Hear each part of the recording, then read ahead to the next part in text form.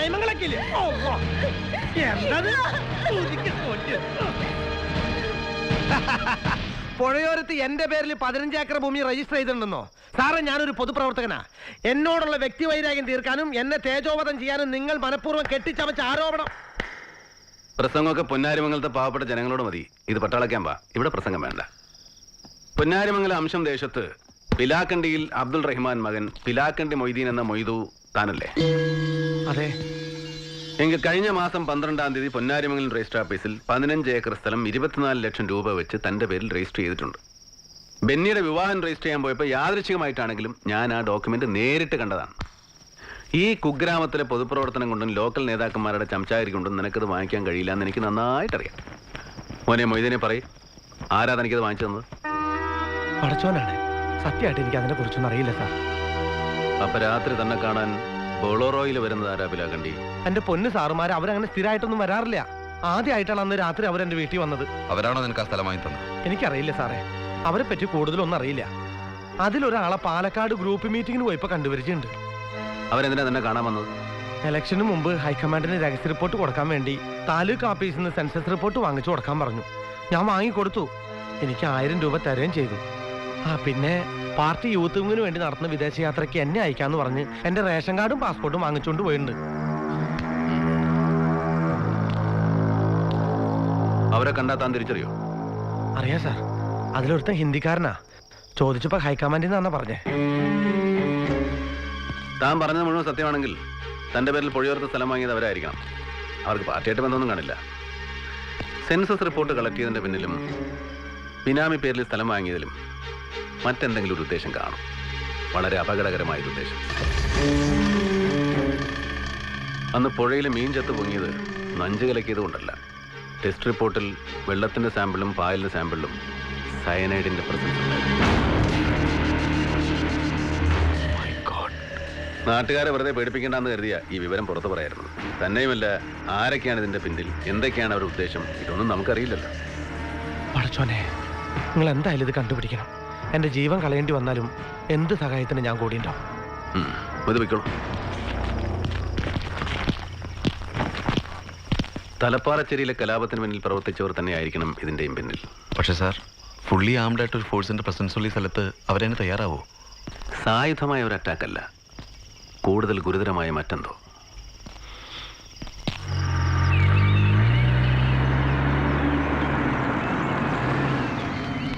കണ്ട നന്നായി. കാണാതെ പോകേണ്ടി വരുന്ന വിചാരിച്ചേ. ഞാൻ നാട്ടിലേക്ക് പോവാ. എനിക്ക് വേണ്ടി കൂടെ ഒന്ന് പ്രാർത്ഥിച്ചേക്കണേ. മലയ്ക്ക് പോയിട്ട് തിരിച്ചു വരുമ്പോ അമ്മ ഉണ്ടാവും എൻ്റെ അവിടെ. അമ്മയ്ക്ക് വിമലയെ കാണുന്നുണ്ട്.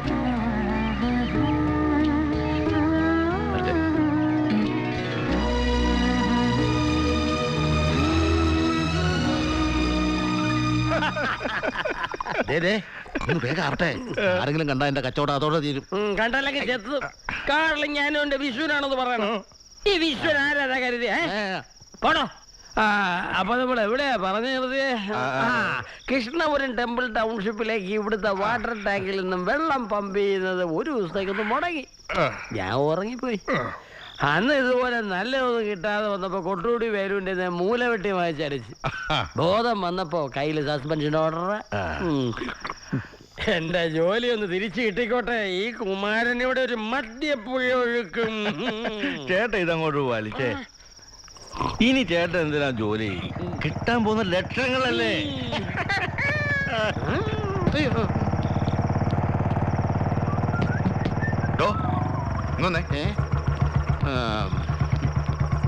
സാധനമുണ്ടോ? സാധനോ? എന്ത് സാധനം? ഞാൻ ആ പരിപാടിയൊക്കെ എന്നെ നിർത്തി സാറേ. പേടിക്കണ്ട, കുഴപ്പത്തിനല്ല. അത് ശരി, ഭാരതപ്പുഴയിലേക്ക് മണൽ നിറക്കുക. എന്താ? അല്ല, കുറച്ച് നേരത്തെ പറഞ്ഞിരുന്നെങ്കിൽ ഇത് അവസാനത്തെ കുപ്പിയും കാലിയായി സാറേ. मैं सच बोलता है, कल मैं दे दूंगा, जरूर दे दूंगा. ഹലോ, യെസ്, തന്നെയല്ല വിളിച്ചത്. ഞങ്ങളുടെ നാടിന്റെ വരുമോന്, പട്ടാള വരുമോൻ. വരുമോൻ സാറിന് കുടിക്കാൻ കിട്ടാതെ പൊന്നാരിമെങ്കിൽ താരും കുടിക്കില്ല. ഈ ഞാൻ പോലും. സാർ ഇറങ്ങി വന്നാട്ടെ. വരണം സാർ. താഴോട്ടിറങ്ങിയാൽ പുഴക്കരയിൽ നല്ല കാറ്റുകൊണ്ടിരുന്ന് വീശാം. ഒരു സ്റ്റാർ ഹോട്ടലിൽ ഈ സോങ് കിട്ടുകയല്ല. വരണം, പെട്ടെന്ന് പോവാം. മുസാഫിർ ഹോ യാരോ നഗർ ഹേ നാ ഠികാന. मुझे സത്യം പറയാമല്ലോ, നിങ്ങൾ ഈ നാടിന് പറ്റിയ വരുവം തന്നെ ബെന്നി സാറേ. പക്ഷെ മറ്റവനുണ്ടല്ലോ അച്ചറ്റ പട്ടര്, അവൻ നാറിയ ചതിയനാ. ദേ, താൻ എന്ത് വേണം പറഞ്ഞോ, പക്ഷെ പട്ടാഭി സാറിനെ തൊട്ടുള്ള കളി വേണ്ട.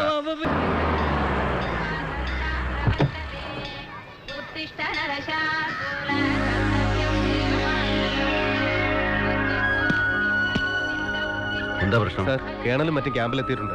സാർ എത്തിയാലുടനെ കൊണ്ടുവരാൻ അയച്ചതാ. ബെന്നില്ലേ? ബെന്നി സാർ അപ്പച്ചന് സുഖമില്ലാന്ന് ടെലഗ്രാം വന്ന് പോയിരിക്കുക.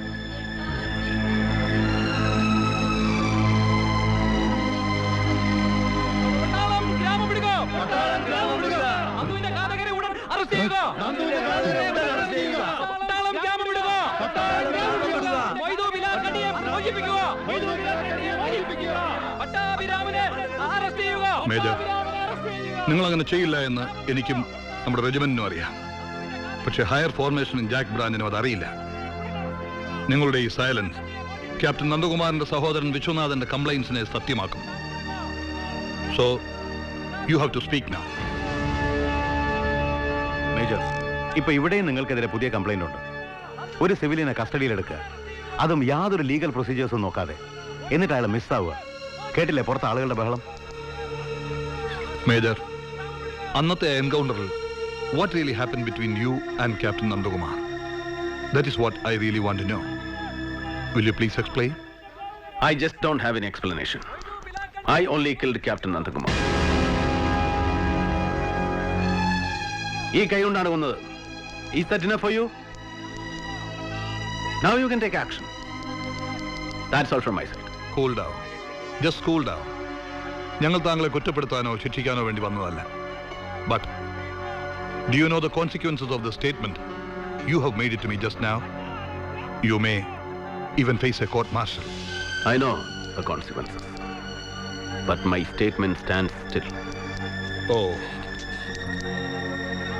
If that is the case, get ready for a long journey. നാളെ നമ്മൾ ഇവിടെ വിടുകയാണ്. From now onwards, you are under close arrest.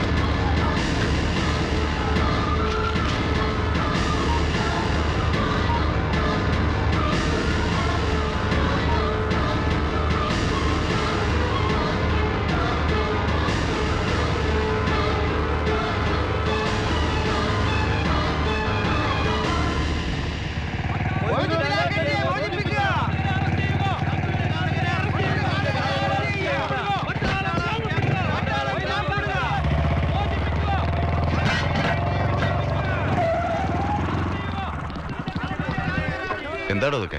Army ഹെഡ്ക്വാർട്ടേഴ്സിൽ നിന്നും കേണലും ഓഫീസേഴ്സ് എത്തിയിട്ടുണ്ട് കോർട്ട് ഓഫ് എൻക്വയറിക്ക്. വിമലയുടെ ഭർത്താവ് നന്ദകുമാറിനെ കൊന്നത് പട്ടാഭി സാറാണ്. സാറ് കുറ്റം സമ്മതിച്ചു. ഇപ്പൊ ക്ലോസ് അറസ്റ്റില്ല. അതിനിടയിൽ ആ മൊയ്തു പിലാക്കന്റെ കാണാനില്ല, വിട്ടുകിട്ടണം എന്നൊക്കെ പറഞ്ഞ് നാട്ടുകാരും.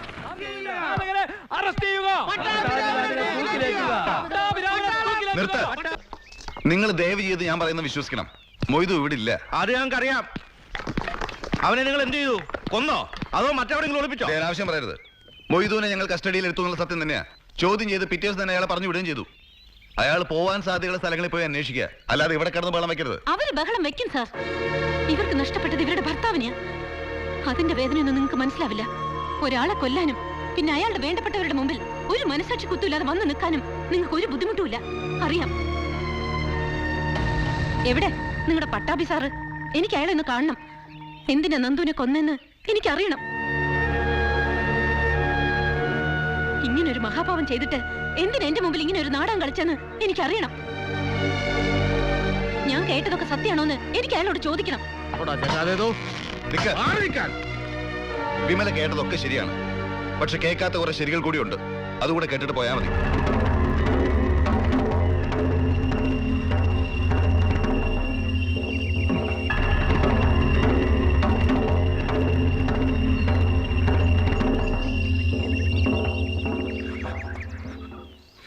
സോറി സർ, ഞാൻ നമ്മുടെ പീറ്ററേമാരും എനിക്ക് സഹിക്കാൻ കഴിഞ്ഞില്ല സർ. Relax relax.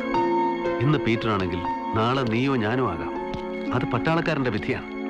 നാടിനു വേണ്ടി കൊല്ലാനും ചാവാനും പ്രതിജ്ഞ എടുത്തവരാണ് നമ്മൾ. രാജ്യത്തിന്റെ ശത്രുക്കളെ കൊല്ലുമ്പോഴേ നമ്മൾ ധീരന്മാരാവുന്നു. വ്യക്തിവൈരാഗ്യം തീർക്കാൻ ഒരാളെ കൊല്ലുമ്പോൾ നമ്മൾ കൊലപാതകളാവുന്നുള്ളൂ. നീ ധീരനായ ഒരു പട്ടാളക്കാരനാണ്. മറ്റുള്ളതെല്ലാം മറക്കണം. മറന്നേ പറ്റും. Be brave.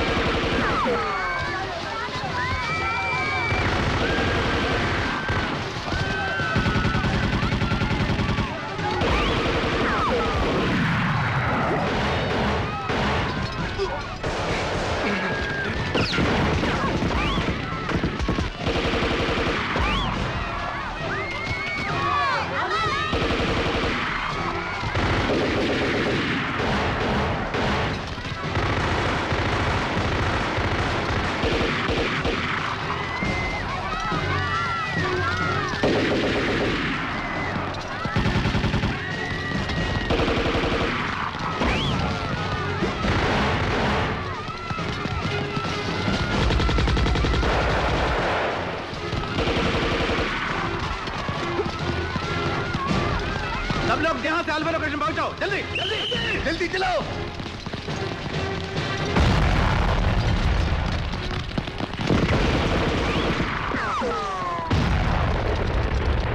തികച്ചും അപ്രതീക്ഷിതമായിരുന്നു ആ അറ്റാക്ക്. കോളനിക്കുള്ളിൽ വെച്ച് അവരത് ചെയ്യുമെന്ന് ആരും കരുതിയിരുന്നില്ല. ഞങ്ങളുടെ സൈഡിൽ ഒരുപാട് പേര് മരിച്ചു. തൽക്കാലം ഞങ്ങൾക്ക് പിൻവാങ്ങേണ്ടി വന്നു. ഇന്റലിജൻസ് സോഴ്സ് റിപ്പോർട്ടിൽ വന്നൊരു പിഴവ്. ഞങ്ങൾ പ്രതീക്ഷിച്ചാലും കൂടുതൽ ആയുധങ്ങളും ആളുകളും അവരുടെ സൈഡിലുണ്ടായിരുന്നു. വിവരം ഹെഡ്ക്വാർട്ടേഴ്സിൽ അറിയിച്ച് ഞങ്ങൾ റീഇൻഫോഴ്സ്മെന്റിന് വേണ്ടി കാത്തിരിക്കുകയായിരുന്നു.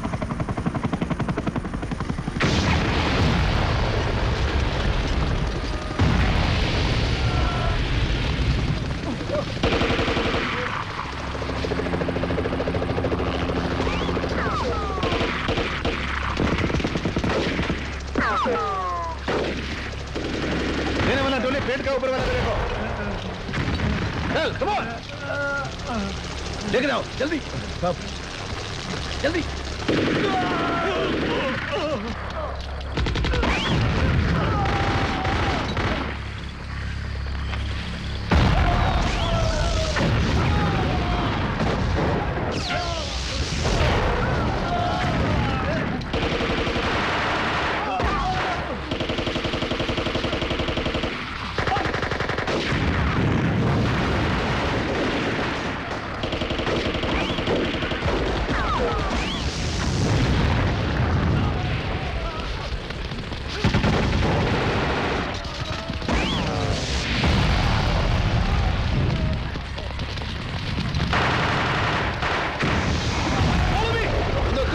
संभाल कर हाथ पकड़ के चलो.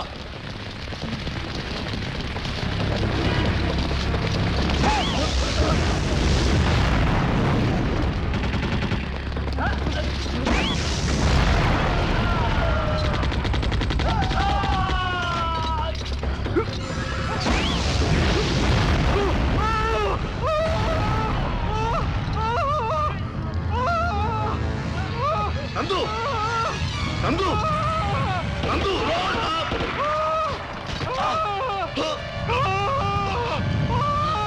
Nandu, Nandu, roll, roll, roll. Nandu, role.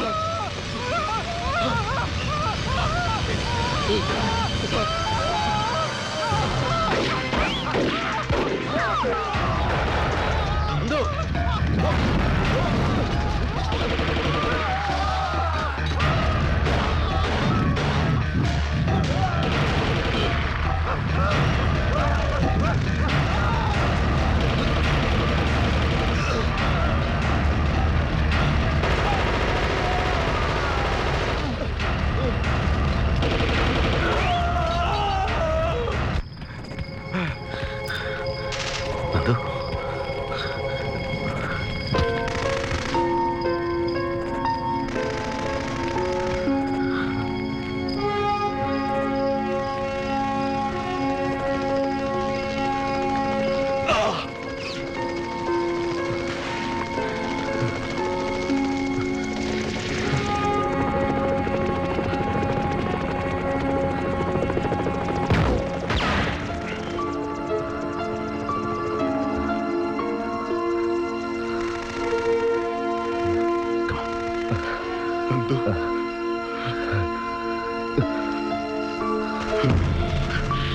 Come on.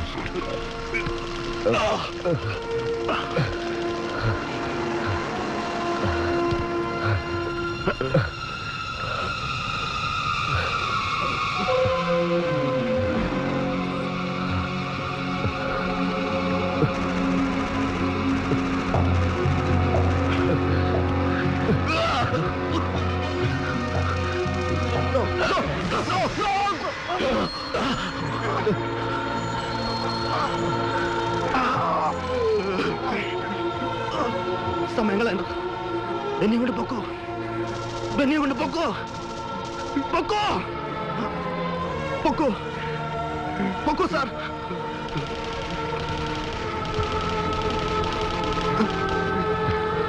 Sir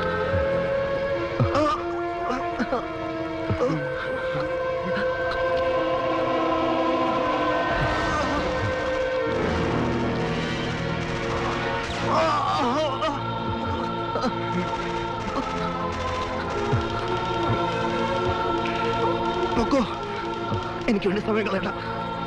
എന്നെ രക്ഷിക്കാൻ പറ്റില്ല. ബെന്നിയെ കൊണ്ട് രക്ഷപ്പെട്ടേക്ക്. പൊക്കോ, പൊക്കോ സാർ, പൊക്കോ, പൊക്കോ.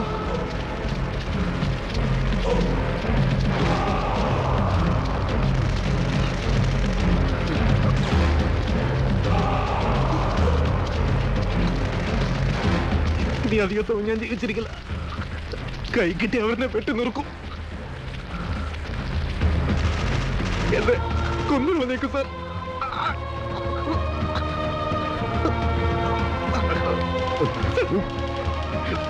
Sir please, sir please, sir shoot me, sir shoot me.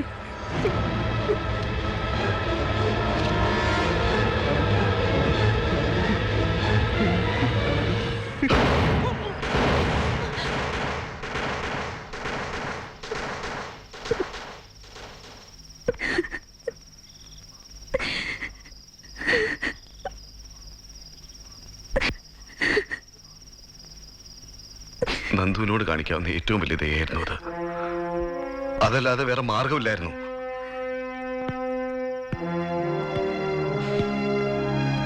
ഇനി വിമല സാറിനെ കാണണം. അനിവാര്യമായി ശിക്ഷ ഏറ്റുവാങ്ങുമ്പോഴും സത്യം പറഞ്ഞ വിമലയുടെ മുഖം സാറിനൊരു ആശ്വാസമായിരിക്കും. ചെല്ലേ.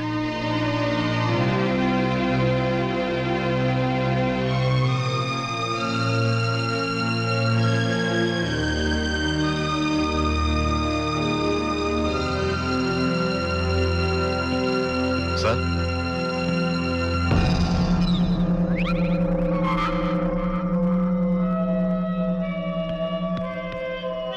Sir, he's missing.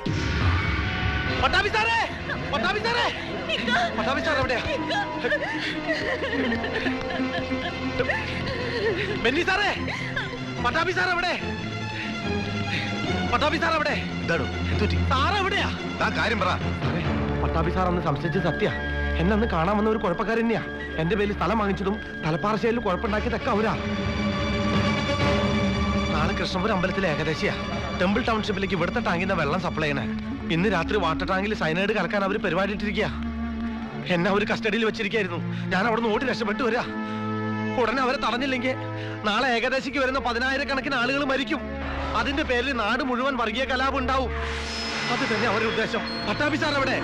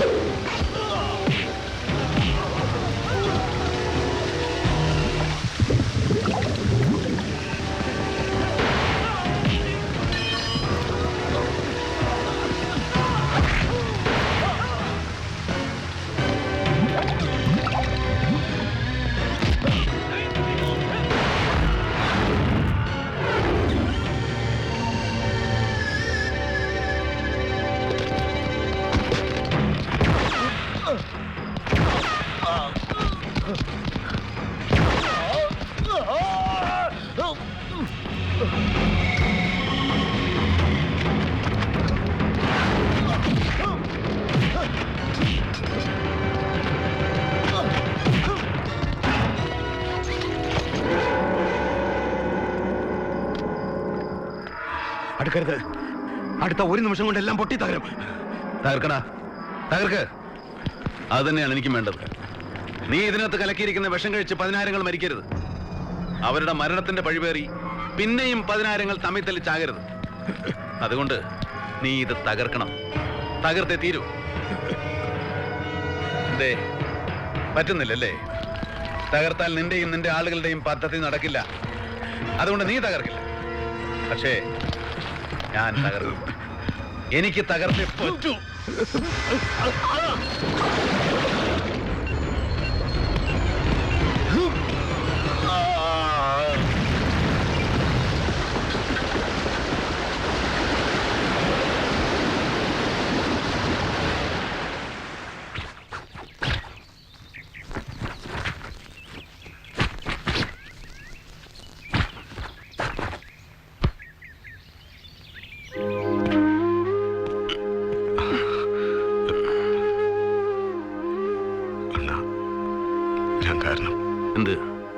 എന്താടാ ഇത്? എന്നായാലും അറിയേണ്ടതല്ലേ? ഇങ്ങനെയൊക്കെ നന്നായെന്ന് വിചാരിച്ചാൽ മതി. വിഷമിക്കണ്ടാ. നീ വിചാരിക്കുമ്പോൾ അത്ര വലിയ ശിക്ഷയൊന്നും ഉണ്ടാവില്ല. It will be only A formality. എന്ന് വിചാരിച്ച് വെള്ളോടി നിർത്തുകയൊന്നും വേണ്ട. 2 എണ്ണം അടിച്ചില്ല പിന്നെ നീ എന്തിനും ഉള്ളടാ. പക്ഷേ ഒരു ലിമിറ്റ് വേണം കേട്ടാ. അമ്മ ഒന്നും അറിഞ്ഞിട്ടില്ല. നീ വേണം അമ്മയെ പറഞ്ഞ് സമാധാനിപ്പിക്കാൻ. ഇത്തവണ അമ്മയുടെ ആഗ്രഹങ്ങളൊക്കെ സാധിക്കുമെന്ന് വിചാരിച്ചതാ. പാവം. നീ ഇടയ്ക്ക് അമ്മയിപ്പോ ഒന്ന് കാണണം.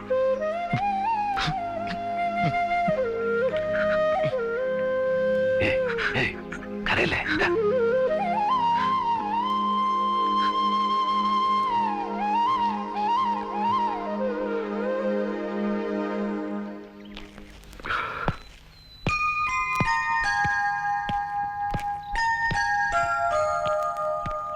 വന്നത് നന്നായി.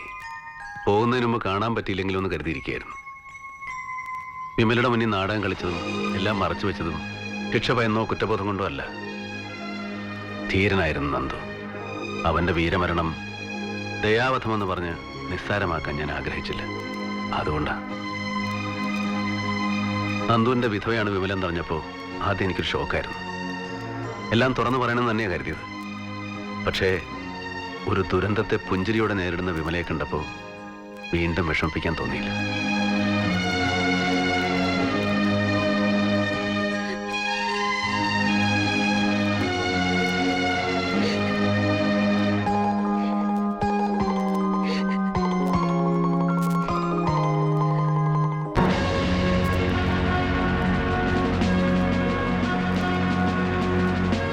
കാലം 6 മാസങ്ങൾ കൂടി പിന്നിട്ടപ്പോൾ കുറ്റവിമുക്തിയുടെ പുണ്യസ്നാനം കഴിഞ്ഞ് തിരിച്ചെത്തിയ പട്ടാഭിരാമന് പുതിയ കർമ്മകാണ്ഡത്തിലേക്ക് യാത്ര തുടരേണ്ടി വന്നു. അകലെ തന്നെ കാത്തിരിക്കുന്ന ദൗത്യത്തിന്റെ ഭൂമികയിലേക്ക് പുറപ്പെട്ട അയാൾക്ക് നെഞ്ചുരുകി യാത്രാമൊഴി പറഞ്ഞു പൊന്നാരിമംഗലം.